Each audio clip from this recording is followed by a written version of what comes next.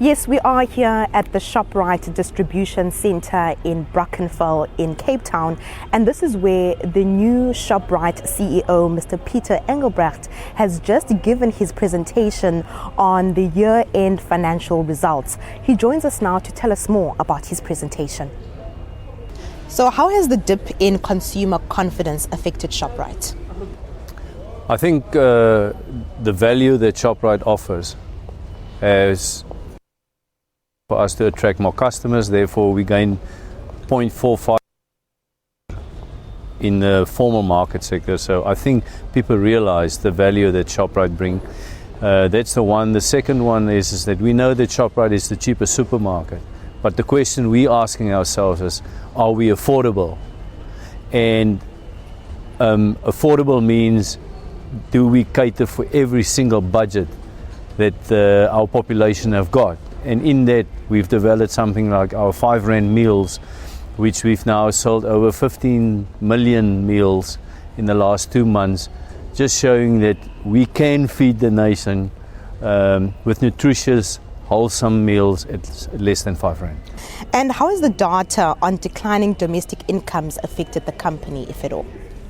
Yeah, I mean, that's why we've kept our inflation to 5.9%. We were able to grow our top line turnover by 10.6%, which means it's a real growth of 5%. And I think the real difference came in is the fact that in Shoprite we were able to grow volume. And if you grow volume, that means that also is good for the suppliers, and therefore they were able to contribute and help us to shield consumers from price increases. If we calculate that over the last year, that's worth about 1.8 billion in price increases that we shielded the consumer from. And what measures is the company implementing to deal with the recessionary climate? Cost control has always been at the heart of how Shoprite manages its business. I'm going to quote one of our chief operating officers. He says, every rand in Shoprite has to fight for his life. You don't just get in an expense account in Shoprite. So I think cost control, very much so.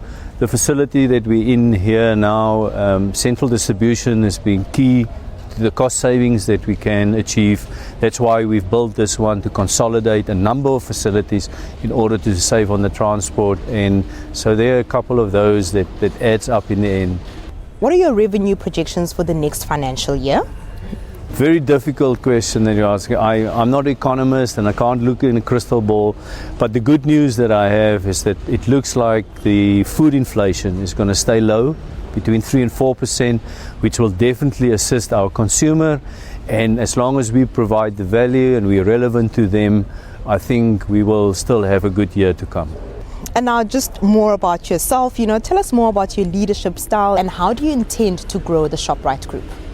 I'm a team player, and I believe that Shoprite actually has one of the best FMCG retail teams in the world.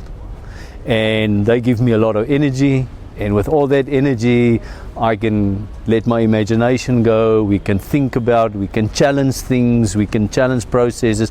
We are not afraid to change.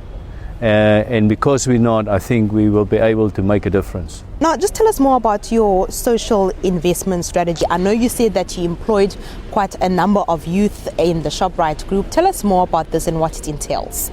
It's a beautiful story which we're very proud of. In the last 7 years, we created 55,000 jobs.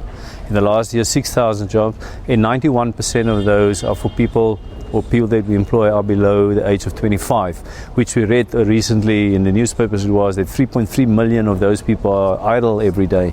On top of that, we've also taken jobless people, unskilled people off the street, so to speak, trained them, upskilled them, 8,000 of them in the last year. And then we employ those that we can, and those that we can't, we can put back into the market with some skill that they can sell. And that is what makes us proud. We're a business with heart. We're not only about making money, and that's what makes us proud. We have a bigger game than just making profit. So, thank you very much for your time. Thank you. Well, that was the new CEO, Mr. Pieter Engelbrecht, giving us an overview about the presentation that he's just given on the company's year-end financial results, saying that the company has done significantly well under a difficult economic climate and that they are optimistic about the year ahead. With that, it's back to you in the studio.